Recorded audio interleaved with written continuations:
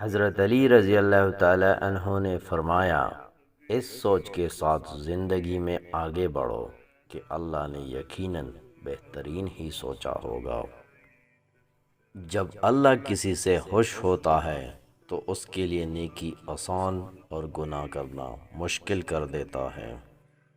ہمیشہ یہ سوچ کر جیو کہ میرے اللہ نے مجھے بہت کچھ دیا ہے، اگر وہ میرے اعمال کے برابر دیتا تو میرے پاس آج کچھ بھی نہیں ہوتا۔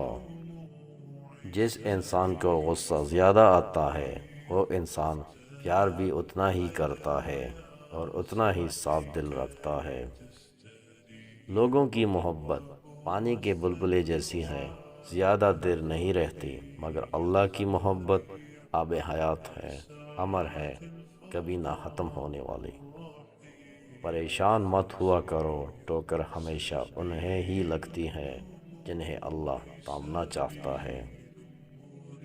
جب کوئی اللہ سے کسی کے سکھ کے لیے دعا مانگتا ہے تو وہ دعا کسی اور کے حق میں قبول ہونے سے پہلے دعا مانگنے والے کے حق میں قبول ہو جاتی ہے۔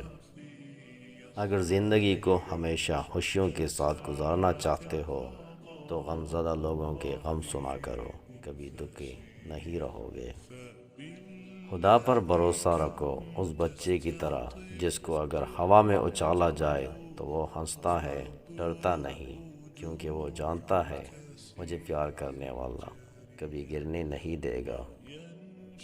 اگر تمہاری ماں تمہارے غصے کی وجہ سے تم سے بات کرتے ہوئے ڈرتی ہے تو تم پھر افسوس کرو، کیونکہ تم نے اپنے ہاتھوں مغفرت کا دروازہ بند کر دیا۔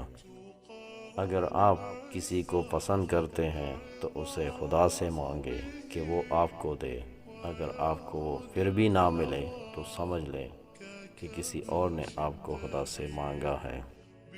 حضرت محمد صلی اللہ علیہ وآلہ وسلم نے فرمایا، قیامت کے دن میرے نزدیک ترین وہ لوگ ہوں گے جو سب سے بڑھ کر مجھ پر درود بھیجتے ہیں۔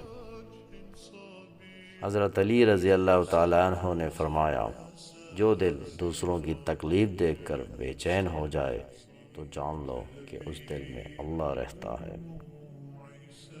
حضرت علی رضی اللہ تعالیٰ عنہ نے فرمایا، اگر آپ کے ساتھ کسی نے کچھ برا کیا ہے تو آپ اپنے فیصلے خدا پہ چھوڑ دیں، کیونکہ جو انسان اپنے فیصلے خدا پہ چھوڑ دیتا ہے اس کے ساتھ دنیا چاہ کے بھی برا نہیں کر سکتی۔